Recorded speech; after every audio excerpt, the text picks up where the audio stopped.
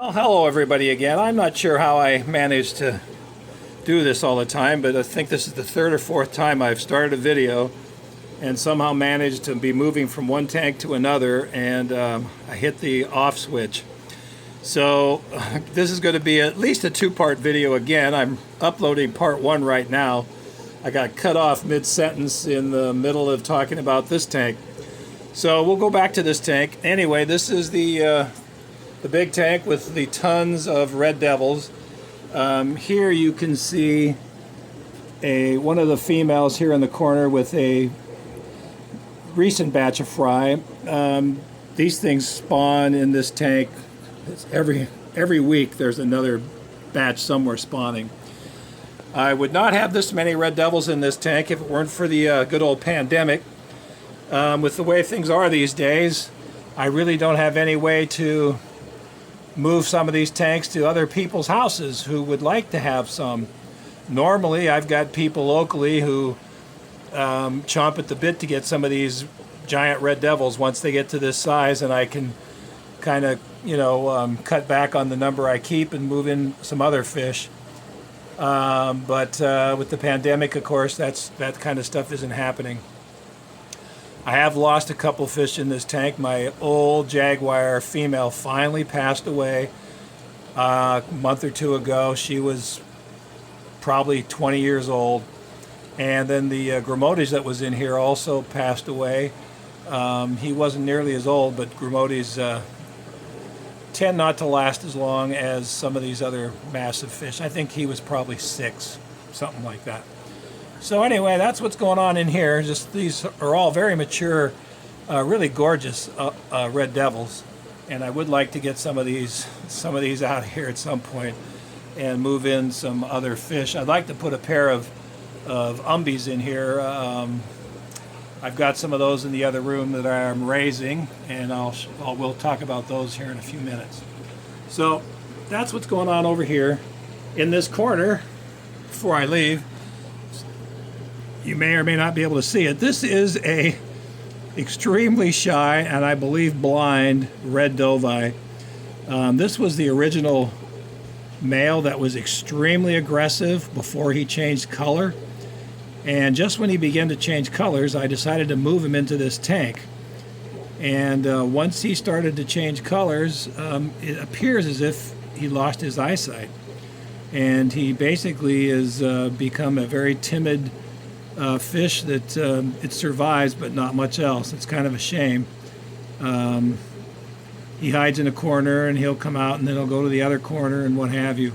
But anyway, so that's the difference between a male that has transformed, at least in the ones that I have, becoming a shy and I believe blind or very poor eyesighted fish, versus the massive male in this tank who attacks everything. Oh, now we've got the female coming back out again. Well, I guess since I turned around, we'll give you a couple more shots of her because I know lots of people were anxious to see her. At some point, I'm sure these two will spawn, but it takes a while. My buddy Calvin emailed me a few days ago where he finally has a new spawning of a pair of the what he calls my original bloodline Dovahs. And I guess he's been working on that for years. So sometimes it takes a while. But that is quite a difference between this male in here and the one I just showed you in the other room. All right, now we're going to move on to this was the original Green Terror tank. It has become overrun with convicts. They always say the negative about convicts is they breed and breed and breed, and no one knows that better than me. And I made the mistake of putting a couple pairs of convicts in here to get my Green Terrors more active here several years ago, and now it's just overrun. And it's even overrun with this umbie that's in here. I've got one of my, there she is. This is one of my original Rio Mag umbies, a female that I moved in from the large tank. I thought she would help keep the fry population of convicts down, but not really. She has not. She is a gorgeous fish, but she has not done her part as far as eating umbi fry. There are a few green terrors still in here. I think you can see a couple of them right there. But for the most part, the green terrors have been moved in, are all now accompanied in that 600-gallon tank in the other room, which I'll show you. So we're going to move on to that now. Out of the garage, and we're going to walk through this hallway. Now we're going into the basement proper. And here is probably my favorite tank at the moment. This is the tank which is loaded with green terrors, the umbies, and there is one, as you can see right there, Fred, that my buddy Kevin gave me here months ago when he didn't have any room for it. And that umbi is, Fred has become a really attractive fish. I'm not sure how many pairs of green terrors are in here, but there's probably 75 or so. This is the biggest male umbi now. This is one of the crosses that I got from Mr. Cichlid. It's a Rio Mag, Rio Claro, I believe, cross, and that's another one right there. They are doing really well. I've had them spawning in this tank several times. In fact, way back in the corner, there was fry, which I might be able to show you here in a while. They're getting along great with these green terrors. And in the corner here, behind this filter, not sure if you'll be able to see it, if I can get behind this darn thing. Anyhow, nah, it's not going to happen. There is a female green terror who is spawning right now. You might be able to see her from this angle. I'm not sure if you'll see any of the fry. But she's back there protecting her fry. There's green terror spawning in this tank all the time too.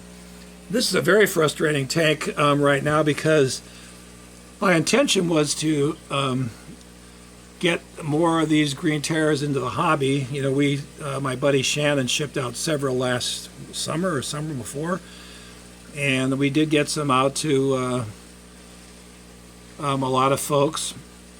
And the intention was to do the same thing this summer, but with the pandemic that just didn't happen. And so now I've got all these green terrors that are growing to maturity in here.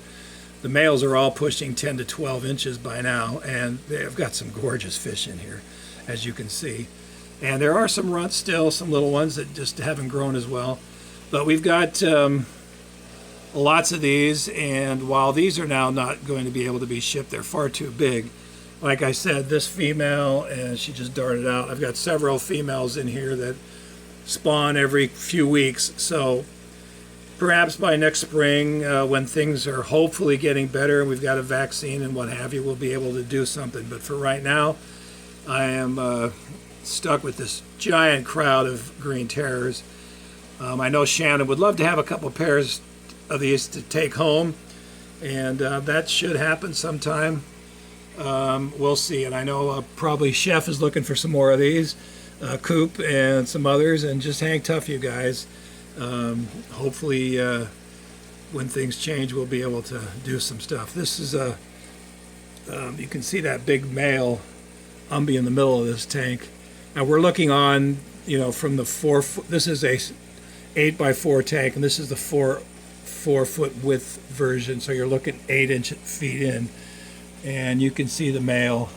Again, this is a Rio Mag, Rio Claro umbi male, and it's just a gorgeous fish. All right, we're going to move on now. A couple more tanks, and I'm going to let you guys go. Over here is my other Convict Tank. Again, same thing. They have just spawned like crazy, and I've got them everywhere. The orangey pink ones are a very interesting color variant, which I have enjoyed. And not much to say about convicts. Everybody knows convicts. Everybody knows how interesting a fish it is, and how, for its size, it's about as tough as they get. Easy to spawn. It's a great starter fish. And there we go. And over here, we've got a few convicts living with some various fish, along with some red devils. We've got my massive male Dovah. This is the last Dovah I have from my original batch. And this guy is probably getting pretty close to the size of that one that I had that passed away a few years ago. He's well over, he's probably 20 to 22 inches, maybe a little bigger. He is now definitely starting to get the girth and the width like the other guy had, and he also is becoming much more aggressive here the last couple years.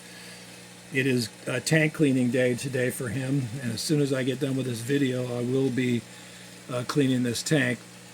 And when I do that, he now attacks the hoses with great, the vacuum hose with great ferocity. So that's kind of what's going on in here. Not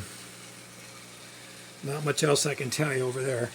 Down here, I did have, I don't know if you'll be able to see them. There are some fry in here of the umbies, the Rio Mag Claro Cross. There's about a dozen of them. I'm not sure where they are right now. They usually come out and eat anytime I show up here, but they're clearly hiding someplace. So we'll come back if we see some, but in the meantime, since we're right here, if you look back in this corner, you can see one of the female umbies who's protecting fry right now, and way back in that corner under that big log, you may or may not be able to see the rest of the fry. I pulled out a dozen or so, and there's probably another 100 or so still surviving way back in that corner, which she will go back and attend here right now. She's trying to keep my camera away from it. So I guess that's about it, guys. So here we go. I'll give you a little pan of this tank from the front now, where you can really see just how many green terrors and fish there are in here. This is not how I prefer to keep the fish, but again, because of the pandemic, I just have not been able to get rid of any. So the way I'm keeping them healthy is I'm back to doing 3 water changes a week to make sure that these fish are doing well. So I guess that's going to do it for today. Surprised that these guys have not come out. As soon as I shut the camera off, they probably will. But, you know, that's how it goes. Anyway, again, thanks to everybody for all their kind words and emails and what have you. And please, everybody, go out and vote. And I hope everybody has a happy Halloween and a safe holiday season during this crazy year.